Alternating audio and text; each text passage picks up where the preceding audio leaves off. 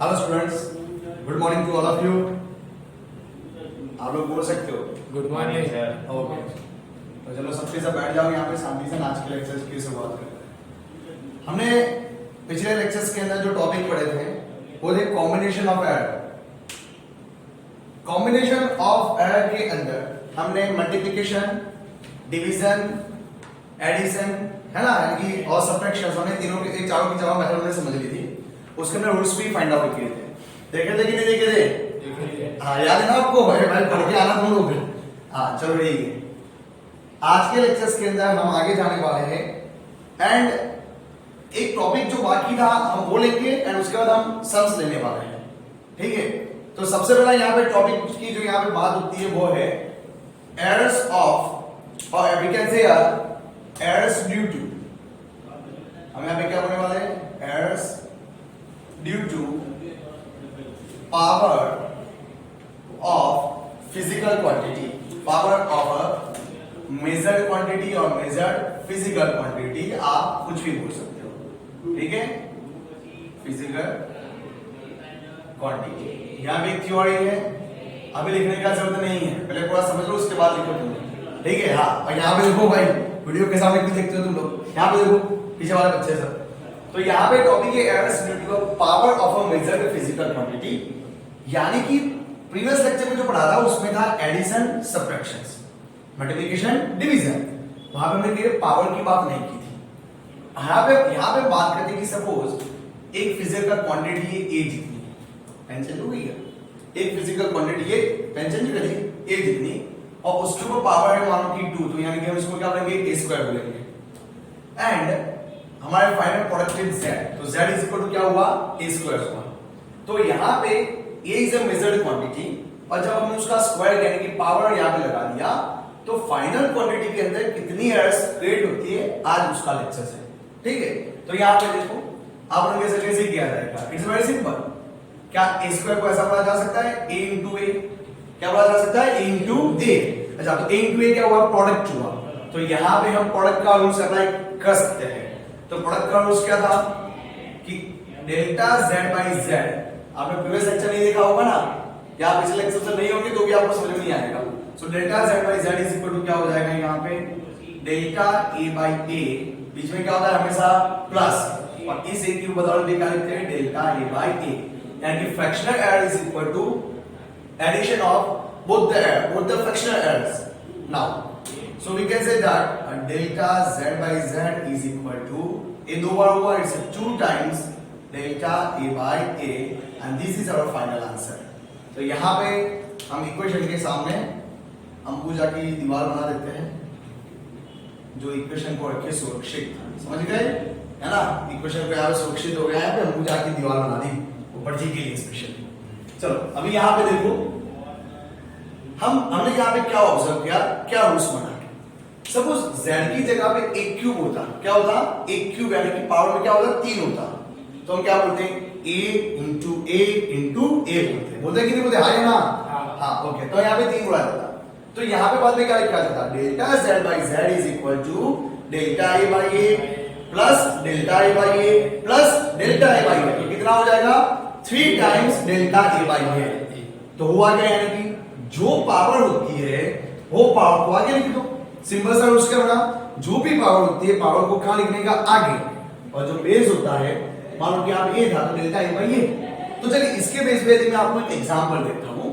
मैं आपको एक एग्जांपल दूं। मेरे पास एक फिजिकल क्वांटिटी है, लेट मी से एग्जांपल नंबर 1, या इंक रिजल्ट आके लाओ उसमें से ऐसा लाओ, इसमें से के पास और इंक डलवा के लाओ।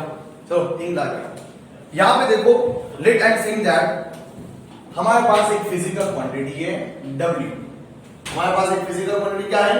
W है, और उसका इक्वेशन है W is equal to a cube, क्या है? A cube sorry raise to 4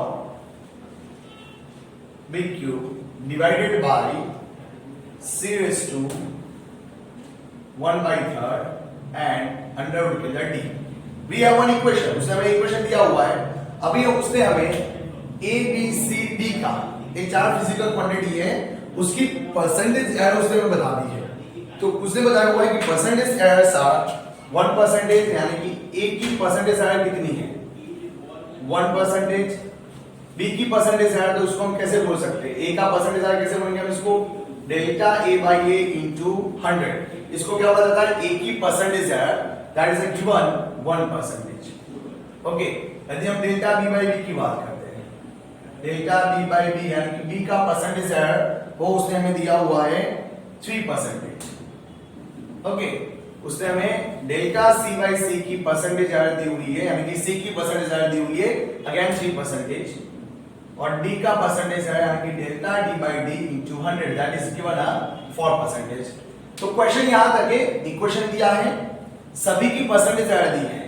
question ऐसा है, देखो बताओ, if the formula for the physical quantity W is equal to a raised to 4 b raised to 3rd upon c raised to 1 by 3rd would D, and if the percentage error in the measurement of the A, B, C, D are 1%, 3%, 3% and 4% respectively, find out the percentage error in the W। ठीक है, तो W का percentage error निकालना है, जिसको हम बोलते हैं solution. So let me start about the solution। यहाँ पे सॉल्यूशन करते हैं, ठीक है। चाहे मल्टीप्लिकेशन हो, देखो ये दोनों के बीच में मल्टीप्लिकेशन है और उसके साथ सी और डी का क्या है, डिवीजन है। हमें उससे फर्क नहीं पड़ता, हमें लास्ट में पढ़ा था, हमें तो बीच में प्लस लगा के सभी का परसेंटेज एरर निकाल देना है। लेकिन यहाँ पे पावर का भी ध्यान में लेना है, पावर को भूलना नहीं है। तो ध्यान से देखना, मैं इक्वेशन बनाता हूँ, समझ में आता है कि नहीं आता बता देना बच्चों। सपोज हमने यहाँ लिखा डेल्टा डब्ल्यू बाई डब्ल्यू, क्या लिखा भाई, delta W by W, understand, ये तो लिखना ही पड़ेगा, ठीक है। इज इक्वल टू क्या बोल सकते हैं हम, यहाँ पे बोलेंगे a raised to 4, तो पावर में कितना है 4, कितना है 4, तो 4 को कहां लिखेंगे, आगे लिख देंगे। तो यहां लिखा जाता है 4 times delta a by a। कितने लोग समझ गए जो है भाई, पक्का, एनी कंफ्यूजन नहीं ना, ओके। प्लस बीच में हमेशा क्या आता है, प्लस ही आता है, गलती से माइनस मत लिखना, बीच में हमेशा क्या आता है, प्लस आता है। अच्छा, b के ऊपर कितनी पावर है, कितनी पावर है 3, तो आगे कितना आएगा 3 आगे आ जाएगा। तुम क्या पढ़ेंगे, plus 3 delta b by b, understand, okay. यहां पे क्या है, बीच में क्या आएगा, बीच में क्या आएगा, प्लस, एक्सेप्ट, बीच में हमेशा क्या आएगा, प्लस। चलो भाई, c के ऊपर कितनी पावर है 1/3 है, हमारा दोनों सेम ही है, जो पावर होता है उसको आगे लिख दो। तो यहां पे हम क्या लिखेंगे 1/3 delta c by c plus root d का मतलब क्या होता है, d का 1/2। बहुत बच्चा, अच्छा चलो बच्चों में पढ़ चुके हो ना 10th में, तो 1/2 डेल्टा डी बाई डी, ठीक है। ये हमने इक्वेशंस लगा दिया। हमें डब्ल्यूपी क्या चाहिए, परसेंटेज एरर चाहिए, यानी कि सभी को 100 के साथ मल्टीप्लाई करना पड़ेगा, सही है। तो हम क्या बोलेंगे, delta W by W into 100, ठीक है। मैं यहाँ पे सीधा लिख देता हूँ 4 times delta A by A into 100, इसको भी किया, plus 3 times delta B by B into 100, सभी टर्म्स को हमने किया 1/3 delta c by c into 100 plus 1/2 delta d by d into 100, सही है। सभी क्वांटिटी से मल्टीप्लाई किया, क्यों किया, because of we wanted to find the percentage error. क्या निकालना है, परसेंटेज एरर निकालनी है। तो चलिए भाई वैल्यू अप्लाई कर देते हैं अभी, 4 times into delta a by a into 100 कितना दिया है 1%, तो 4 इंटू क्या हो जाएगा 1, बीच में प्लस, चलो 3 टाइम्स इंटू क्या हो जाएगा, delta B by B 3%, 3, okay, plus 1/3 into delta C by C 200 क्या है 3% है, तो it's again 3 plus 1/2 into delta D by D कितना है 4% है, ठीक है। चलो डन। तो यहां पे आप बोल सकते हो 4 1 जा 4 प्लस 3 3 जा 9, यहाँ पे 3 क्या हो जाएगा कट, तो क्या हो जाएगा 1, यहाँ पे क्या हो जाएगा 2 2 जा 4, तो क्या हो जाएगा 2। तो हमारा फाइनल आंसर कितना मिला 16% is our final answer, understand. तो यहाँ पे हमने जो समझा है कि हमारे पास देखो पावर भी थे, मल्टीप्लिकेशन एडिशन सब कुछ था, हमने यहाँ पे सारा समझ अच्छी तरह से फाइंड आउट किया। यानी कंफ्यूजन नहीं है ना भाई, तो था या ना, ओके वेरी नाइस। एक और भी समझ लेते हैं, जगह बाकी है, सबको पता है कि जब तक बोर्ड भरा नहीं जाएगा समझ लेते ही जाएंगे, है ना। एक बार बोर्ड भर देंगे आप छूटे। चलो मान लीजिए हमारे पास 2 रेजिस्टेंस है, एक और एग्जांपल लेता हूं, तो इसमें काम में आ सकता है भाई, ध्यान से देखना। हमारे पास रेजिस्टेंस है 2, एक रेजिस्टेंस जो R1 है उसको हमने मेजर किया तो पता चला वो है 100 प्लस और माइनस 3 ओमेगा, 100 प्लस और माइनस 3 ओमेगा। एंड दूसरा एक रेजिस्टेंस था हमारे पास दैट इज R2 एंड वो था 200 प्लस और माइनस 4 ओमेगा। अच्छा R1 का मीनिंग आपको पता चला, इसका मीनिंग क्या होता है कि 100 प्लस और माइनस यानी कि एक प्लस 3 ज्यादा हो सकता है या माइनस 3 हो सकता है, यानी कि उसके बीच की कोई भी वैल्यू हो सकता है। तो माइनस यानी कि 97 प्लस 3 लेंगे तो 103, तो 97 से लेके 103 के बीच में कोई भी वैल्यू हो सकता है, 98, 99, 101, तो कोई फिक्स नहीं है। सेम है यहां पे आप क्या बोल सकते हैं 196 से लेके 204 तक कोई भी वैल्यू हो सकती है। अभी मैं सामने बोला we connect both of this resistor, we connect both of this resistor in a series combination। तो रेजिस्टर को सीरीज में लगाया जाता है। ऐसे थ्योरी आप कब पढ़े थे भाई, कब पढ़े थे आप लोग 10वीं के अंदर, कब पढ़े थे 10th के अंदर भाई ना 10th पास होते कि लाख मार के भेजा तुम लोगों को आगे पास ना सब। हाँ तो ये 10वीं के अंदर पढ़े थे। तो हम जब 10th में थ्योरी पढ़े थे तो हमें बताया गया था कि when we are going to connect the resistors in a series combination, so net effective resistance is a addition of the all the resistance। तो हम यहाँ पे क्या बोलेंगे रेजिस्टेंस यानी कि सॉल्यूशन यहाँ पे लगाता हूं R1 and R2 are connected in series। कैसे कनेक्ट किया गया है उसको सीरीज के अंदर कनेक्ट किया गया है। सो इफेक्टिव रेजिस्टेंस कितना होता है R is equal to R1 plus R2। बताओ यहाँ पे कौन सा आंसर होगा एडिशन का, किसका होगा एडिशन का। तो चलिए यहाँ पे मैं अप्लाई करता हूं देयरफॉर R, यदि R1 R2 में मिस्टेक है यानी कि एरर्स है तो R2 में होनी चाहिए नहीं होनी चाहिए। याद कीजिए प्रीवियस लेक्चर बताया था फिजिक्स केमिस्ट्री वाले के मार्क्स में गड़बड़ी है तो टोटल में भी गड़बड़ी होनी चाहिए। सो यहाँ पे क्या बोलेंगे R प्लस और minus delta R is equal to क्या बोलेंगे हम यहाँ पे R1, तो उसकी जगह पे लिखो 100 प्लस और माइनस 3 ओमेगा, सही है, प्लस R2 की जगह पे क्या लिखेंगे 200 प्लस और माइनस 4 ओमेगा, पक्का। तो यहाँ पे चलो देखो 100 प्लस 200 कितना होता है 300, क्या होता है 300 प्लस और माइनस 3 प्लस 4 कितना होता है 7। तो नेट इफेक्टिव रेजिस्टेंस के अंदर इतना फर्क पड़ने वाला है 300 प्लस और माइनस 7 ओमेगा। बट हमें तो क्या चाहिए, हमें तो ऐसे एड नहीं चाहिए, we want percentage add. What we want, we want percentage add. तो बेटा इसको बोलते हैं डेल्टा आर, इसमें डेल्टा आर कितना है 7 है। तो चलिए परसेंटेज एड यहां पे लिखा जाता है ना, वीडियो वाला स्पेशली उनके लिए देखना। तो देखिए यहां पे परसेंटेज एड क्या लिखेंगे, यहाँ पे परसेंटेज एड लिखेंगे, ठीक है। तो परसेंटेज आर का मीनिंग क्या होता है, यहाँ पे delta R divide by R into 100 होता है, सही है। Delta R divide by R into 100।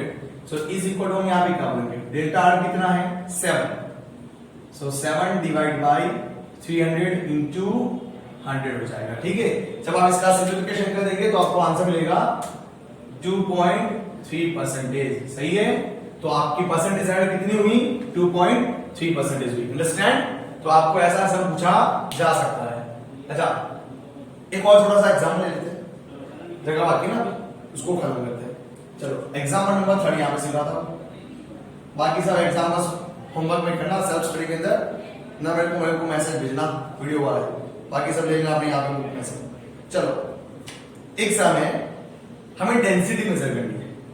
So density का इक्वेशन क्या होता है, मास बाय वॉल्यूम। छोटे बच्चे को भी पता होता है क्या होता है, मास बाय वॉल्यूम। तो सीधी बात है, हमें पहले मास निकालना पड़ेगा, हमें वॉल्यूम निकालना पड़ेगा। तो आपने एक एक्सपेरिमेंट किया, ओके, मान लो कि मीथेन ने अपना एक्सपेरिमेंट किया और यहाँ पे उसने जो मास निकाला, मीथेन ध्यान से सुन, उसने जो मास निकाला उसकी वैल्यू है 3 प्लस और माइनस 0.12 kg। कितनी निकाली 3 प्लस और माइनस 0.12 kg, यानी कि उसका उसे पता कि 3 kg है लेकिन प्लस और माइनस इतना हो सकता है, फ्लक्चुएशन हो सकता है। मान लो कि मैं अंश ने वॉल्यूम निकाला, तो वॉल्यूम को भी बोलेंगे, उसने बोला कि सर 1 प्लस और माइनस सॉरी 10 प्लस और माइनस 1, क्या बोला उसने 10 प्लस और माइनस 1 मीटर क्यूब। अभी सवाल आगे खड़ा हो गया, व्हाट इज द डेंसिटी। अच्छा क्या वो सही हुआ, व्हाट इज द डेंसिटी और what is percentage change in a density, तो डेंसिटी में कितना बदलाव होगा। तो चलो भाई मुझे पहले बताओ कि डेंसिटी का इक्वेशन क्या होता है। मास बाय वॉल्यूम होता है कि नहीं होता, पक्का होता है कि नहीं होता। कौन सा रूल यहाँ पे अप्लाई होगा, मल्टीप्लिकेशन का डिवीजन का, दोनों का दोनों वैसे एक ही है। तो यहाँ पे देखो delta rho by rho is equal to क्या पढ़ेंगे हम, डेल्टा एम बाय एम, बीच में हमेशा क्या plus delta V by V, understand. तो चलेगा डेल्टा एम, कोई मुझे बताएगा कि डेल्टा एम इसमें कितना है, कौन बताएगा कितना है 0.12, इसको एम बोलते हैं प्लस और माइनस डेल्टा एम बोलते हैं ना, तो डेल्टा एम कितना है 0.12, तो एम कितना है 3 है, सही है, प्लस तो डेल्टा वी कितना है, डेल्टा वी कितना है 1, डेल्टा वी कितना है 1 और वी कितना है 10, ठीक है। कैलकुलेटर यूज करना आता है सबको, अपने हिसाब से आंसर निकालो, इनटू 100 करना है। तो यहां पे इस तरह से हम बता सकते हैं कि हमने डेंसिटी को भी हमने परसेंटेज में फाइंड आउट किया। आपका आंसर आने वाला है 14%, इसका आंसर क्या आने वाला है बता देता हूं आपका कि delta rho by row into 100 करने से आंसर मिलने वाला है 14% and this is your final answer. आप खुद ट्राई कीजिए इसको, ठीक है। तो यदि आपको अभी कोई डाउट हो तो आप पूछना, बोर्ड में लिखा हुआ है सब लिख दो भाई आप लोग, ठीक है। एंड वीडियो के बच्चों को भी कुछ डाउट हो तो हमें पूछ सकते हैं, मैसेज भेज देना, हमारा नंबर 9427729500 है, ठीक है। लेक्चर में बने रहने के लिए आप सभी का धन्यवाद। ओके, नेक्स्ट लेक्चर के अंदर जल्दी मुलाकात है।